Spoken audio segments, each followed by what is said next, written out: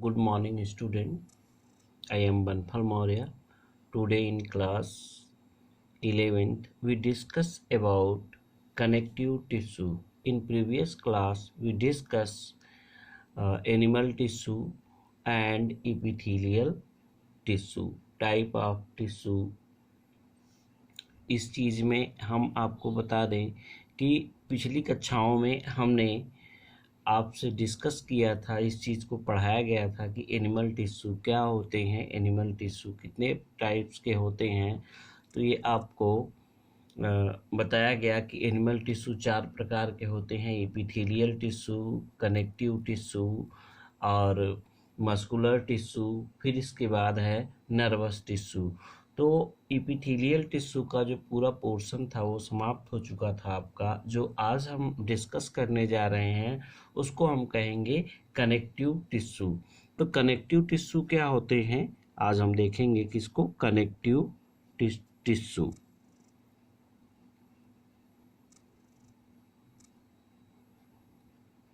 Connective tissue, what is connective tissue. यहाँ पे question arise होता है कनेक्टिव टिश्यू क्या होते हैं।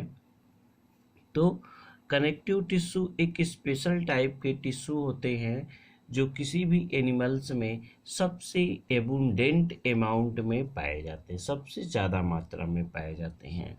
तो connective tissue is most abundance and widely distributed in body. ठीक है, connective tissue, connective tissue are most abundant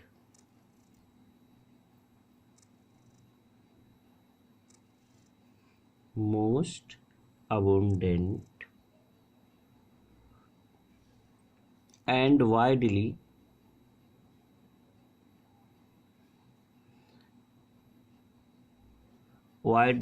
distributed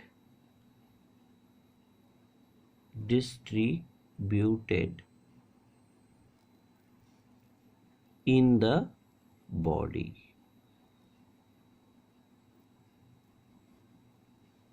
ठीक है, कनेक्टिव टिश्यू बॉडी में सबसे ज़्यादा पाए जाने वाले टिश्यू होते हैं जो बॉडी में हर एक पार्ट में पाए जाते हैं। ठीक है ना। The named are connective tissue is because their special function to linking and supporting the other tissue organs of the body। इसका नाम कनेक्टिव टिश्यू इसलिए पड़ा क्योंकि ये जो टिश्यू होते हैं, जो टिश्यू किसी स्पेशल फंक्शन के लिए, ठीक है, बॉडी के एक पार्ट को दूसरे पार्ट से कनेक्ट करते हैं और साथ ही साथ उसको सपोर्ट प्रोवाइड करते हैं, किसी टिश्यू को सपोर्ट करे या किसी आर्गन को, बॉडी को क्या करे, किसी आर्गन से कनेक्ट करे। तो इस प्रकार से हमें कह सकते हैं कि the named connective tissue because of their special function of linking and supporting other tissue and organ of the body. हम कह सकते हैं कि connective tissue named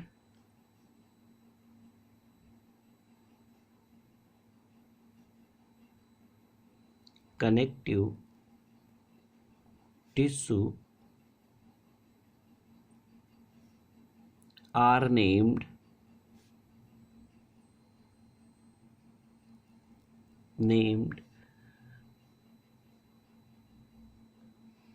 because of their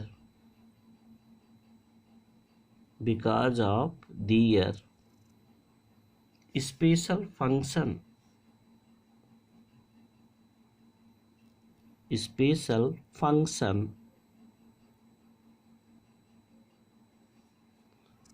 of linking यानी जोड़ना एंड सपोर्टिंग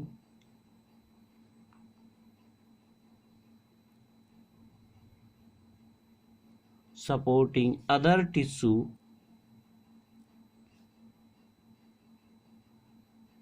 टिश्यू और are argon. यानी ऐसे टिश्यू जो किसी भी टिश्यू को जोड़ने का काम करे या किसी आर्गन को आर्गन से जोड़ने का या टिश्यू या आर्गन को लिंक करने का काम करे ऑफ द बॉडी, किसकी, ऑफ द बॉडी, हमें कह सकते हैं उसको कनेक्टिव टिश्यू। तो यहाँ पे कहा जा सकता है कि connective tissue are those tissue which connect the other tissue and organ of the body is called connective tissue. तो यहाँ पे देखिए कि जितने भी कनेक्टिव टिश्यू होते हैं एक्सेप्ट ब्लड, सभी फाइबर के रूप में पाए जाते हैं। बात समझ में आई। बॉडी में कई प्रकार के कनेक्टिव टिश्यू होते हैं। कुछ कनेक्टिव टिश्यू तो फ्लूइड फॉर्म में पाए जाते हैं जिसको हम ब्लड कहते हैं। Blood is a fluid connective tissue, तरल अवस्था में पाया जाने वाला कनेक्टिव टिश्यू है ब्लड। तो यहाँ पे हम देख सकते हैं कि all the connective tissue except blood, all the connective tissue except the blood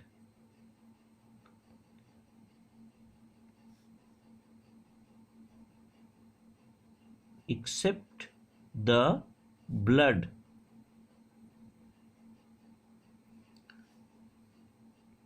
the cells are fiber of structure,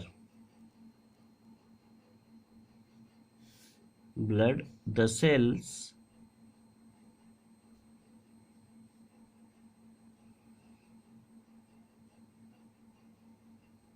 secrete fiber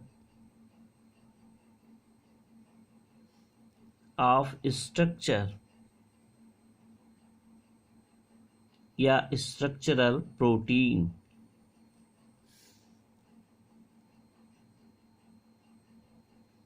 ठीक है, कॉल्ड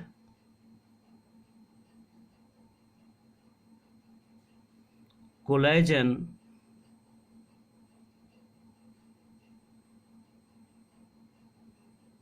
कोलेजन और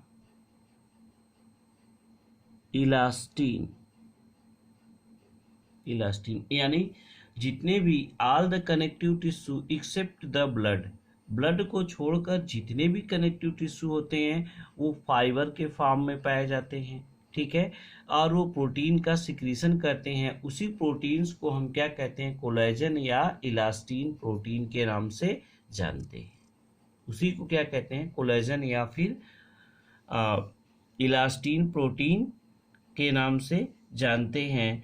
दीज सेल्स यानी जो सिक्रीट करने वाली सेल्स होती हैं कोलेजन या फिर इलास्टिन को, तो उन सेल्स को आल्सो मॉडिफाइड किया जाता है और ये मॉडिफाइड होकर पॉलीसैकेराइड का एक्युमुलेशन करते हैं between cells fibres and matrix. उसी को हम क्या कहते हैं, ग्राउंड सबस्टेंस कहते हैं मैट्रिक्स को।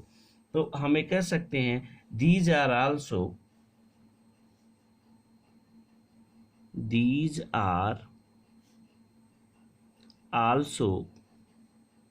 secrete modified polysaccharide,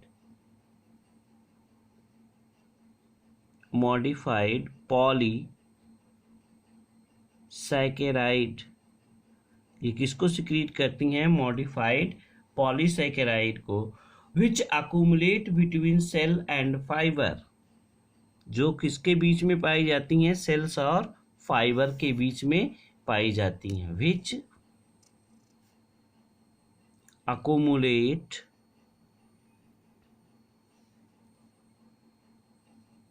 between cell and fibre. तो ये क्या था, ये इस प्रकार के कनेक्टिव टिश्यू होते हैं। And act as matrix, and act as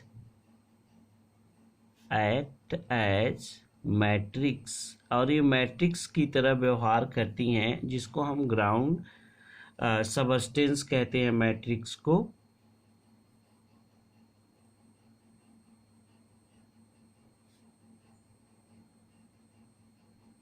ground substance की तरह ये क्या करती हैं, व्यवहार करती हैं। अब यहाँ पे दूसरे की तरफ से हम चलें कि अगर component of connective tissue, component of connective tissue, तो कनेक्टिव टिश्यू के मुख्य रूप से 3 कंपोनेंट होते हैं। एक होता है सेल्स, क्या होगा पहला, जिसको हम कहेंगे सेल्स। दूसरा होता है ग्राउंड मैट्रिक्स, ग्राउंड मैट्रिक्स। और तीसरा होता है फाइबर, क्या होगा, फाइबर्स। ठीक है, तो किसी भी कनेक्टिव टिश्यू के 3 कंपोनेंट हो सकते हैं, और वो कंपोनेंट सेल्स हो सकते हैं, या फिर ग्राउंड मैट्रिक्स हो सकते हैं, या फिर फाइबर हो सकते हैं। तो सेल्स में जैसे हम कह लें फाइब्रोब्लास्ट सेल्स, ये फाइबर को बनाने वाली सेल्स हैं, क्या होंगे, जैसे एग्जाम्पल के तौर पे फाइब्रोब्लास्ट सेल्स,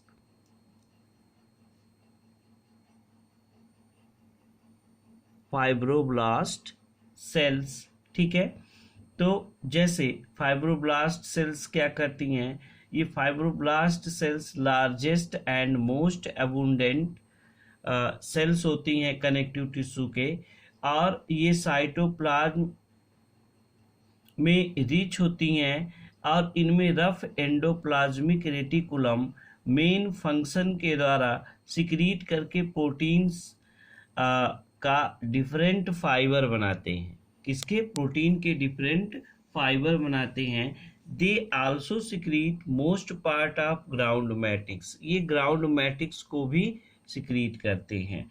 फिर अब इनमें डॉटर सेल्स ऑफ फाइब्रोब्लास्ट, अगर डॉटर सेल्स के जो फाइब्रोब्लास्ट होते हैं वो अदर एम्ब्रियोनिक रिजर्व सेल्स को बनाने का काम करते हैं। अब दूसरा होता है इसमें, जैसे फाइब्रोब्लास्ट सेल्स हो गए, अब हम कहें मैक्रोफेज, दूसरी सेल्स हो गई जैसे मैक्रोफेज।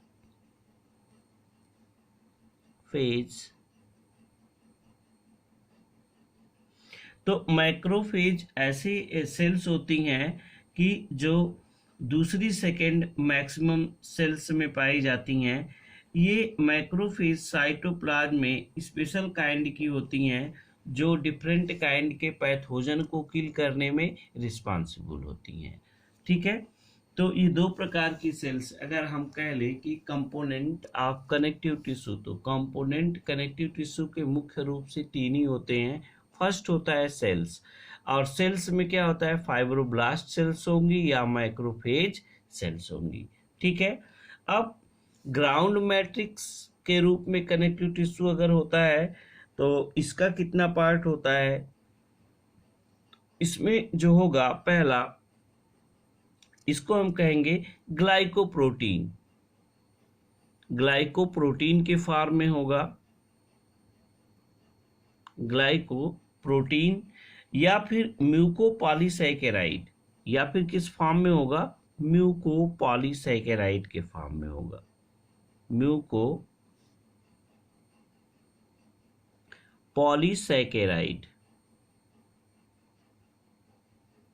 म्यूकोपॉलीसैकेराइड के फॉर्म में ये पाए जाएंगे। अगर हम फाइब्रस कंपोनेंट की बात करें कनेक्टिव टिश्यू में, तो ये जो फाइब्रस कंपोनेंट होते हैं उसमें कोलेजन फाइबर होगा, पहला क्या होगा, कोलेजन फाइबर।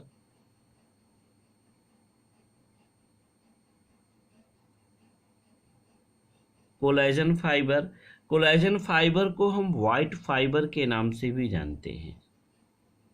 किस नाम से, व्हाइट फाइबर के नाम से जानते हैं। अब ऐसे फाइबर जो कोलेजन फाइबर होते हैं वो अनब्रांच्ड होते हैं, नॉन इलास्टिक होते हैं। ये क्या होती है, इनकी प्रॉपर्टी होती है ये अनब्रांच्ड, नॉन इलास्टिक। अब ये टोपो कोलेजन प्रोटीन से मिलकर बने होते हैं और ये मोस्ट एबुंडेंट होते हैं। मोस्ट एबुंडेंट, सबसे ज्यादा मात्रा में पाए जाने वाले, मोस्ट एबुंडेंट, ये क्या होंगे? मोस्ट अबुंडेंट अमाउंट में पाए जाएंगे। ठीक है, ये पूरे collagen fibre 1/3 total of body का प्रोटीन बनाते हैं। 1/3 भाग जितने बॉडी का प्रोटीन होती है, 1/3 भाग या 1/3 of the total body protein, body protein होते हैं ये। ठीक है, तो पहला क्या हो गया? फाइबर के रूप में कोलेजन फाइबर, इसको व्हाइट फाइबर के नाम से जानते हैं। दूसरा होता है इलास्टीन फाइबर। दूसरा क्या होता है? इलास्टीन फाइबर।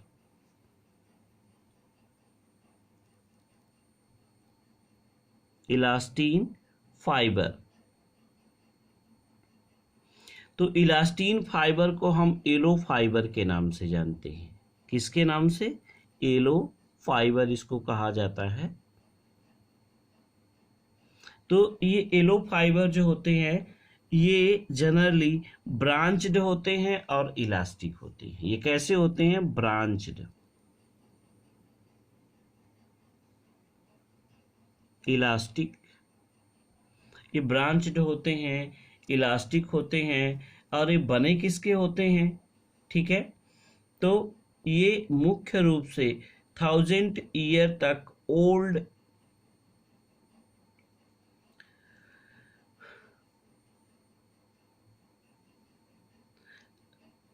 ओल्ड स्टेज तक भी ये परसिस्ट रह सकती हैं। इनमें मोस्ट रेसिस्टेंट केमिकल के थ्रू ये क्या होते हैं? मोस्ट रेसिस्टेंट पावर मोस्ट होता है इनमें। इलास्टिन फाइबर में रेसिस्टेंट क्या होता है, या हम कह लें कि इसमें रेसिस्टेंट पावर मोस्ट होता है। अब तीसरा होता है रेटिकुलिन फाइबर।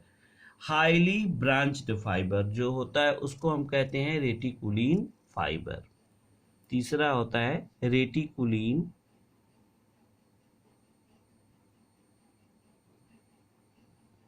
फाइबर। ये हाईली ब्रांच्ड फाइबर होते हैं।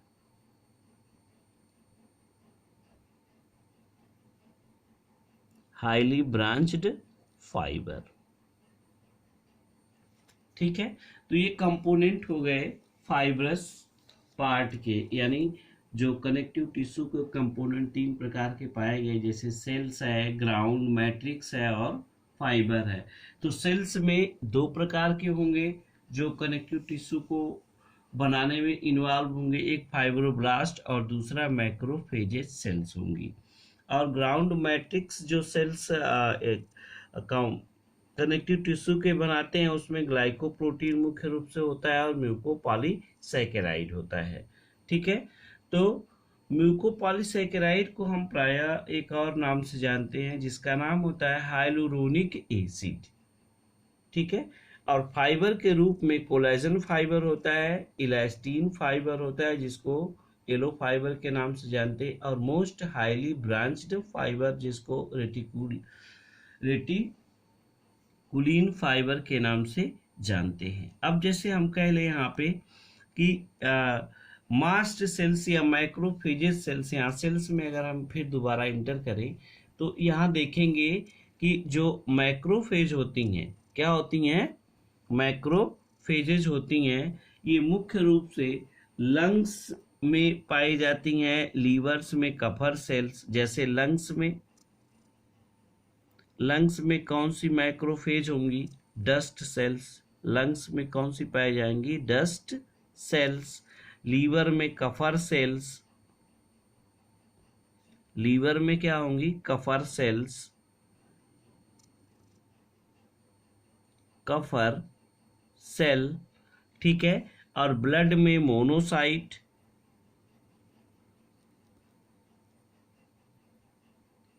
ब्लड में क्या होती हैं? Monocyte, monocyte. ठीक है, अब ब्रेन में कौन सी मास्ट मैक्रोफेज होती हैं ब्रेन में?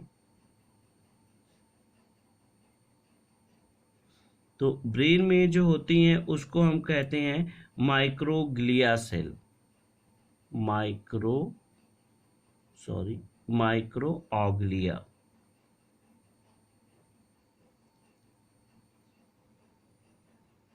ये मैक्रोफेज के रूप में होती हैं। अब थाइमस ग्लैंड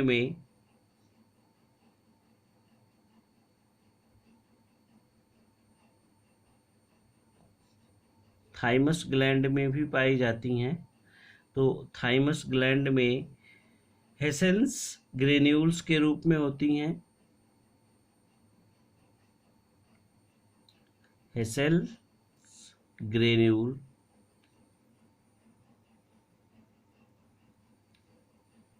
हेसेल्स ग्रेन्यूल्स के रूप में होती हैं। अब नेक्स्ट जो है आपका स्प्लीन में जो होती हैं, स्प्लीन यानी प्लीहा ब्लड बैंक इसको कहा जाता है स्प्लीन। तो स्प्लीन में जो मैक्रोफेज सेल्स होती हैं वो रेटिकुलर सेल्स होती हैं, रेटिकुलर सेल्स। ठीक है। और यहाँ पे आप जानिए एक स्पेशल टाइप की सेल्स होती है जिसको हम कहते हैं मास्ट सेल्स। सेल के ही अंतर्गत आता है जो कंपोनेंट आते हैं, जिसको हम क्या कहते हैं? Mast cell. ठीक है। तो मास्ट सेल्स में जैसे हम कह लें तो ये ऐसी सेल्स होती हैं जो स्पेशली 3 केमिकल्स को प्रोड्यूस करती हैं। ये 3 केमिकल्स को क्या प्रोड्यूस करती हैं? और वो 3 केमिकल्स क्या होते हैं? 3 केमिकल। इन 3 केमिकल्स में एक होता है हिपैरिन, फर्स्ट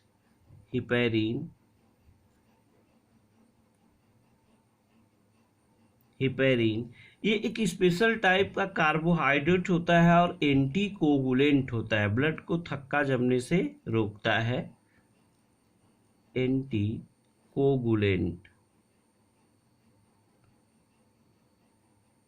ये एंटी कोगुलेंट होता है। दूसरा होता है हिस्टामिन, ये एक प्रोटीन सबस्टेंस होता है। दूसरा प्रोटीन का सबस्टेंस होता है, उसको हम कहते हैं हिस्टामिन का सिक्रीशन करती हैं मास्ट सेल्स, हिस्टामिन। और ये प्रोटीनियस सबस्टेंस होता है, प्रोटीनियस सबस्टेंस हिस्टामिन। और तीसरा होता है सेरोटोनिन। ये इनका काम क्या होता है कि ये वासो डायलेटर का काम करती हैं, वेसल्स को डायलेट करने में रिस्पॉन्सिबल होती हैं, ब्लड वेसल्स को चौड़ी कर देती हैं। ठीक है। अब जो थर्ड होता है उसको हम कहते हैं सेरोटोनिन, सेरोटोनिन। ये स्पेशल काइंड की सेल्स होती हैं जो मास्ट सेल्स के ही द्वारा केमिकल के रूप में सिक्रीट होती हैं। और यह केमिकल जो होता है वो प्रोटीन नेचर का होता है। सेरोटोनिन किसके द्वारा सिक्रीट होता है? मास्ट सेल्स के द्वारा। और इसका नेचर कैसा होता है? प्रोटीन नेचर का।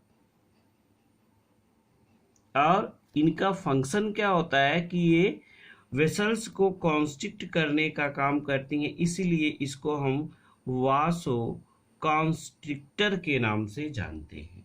ठीक है।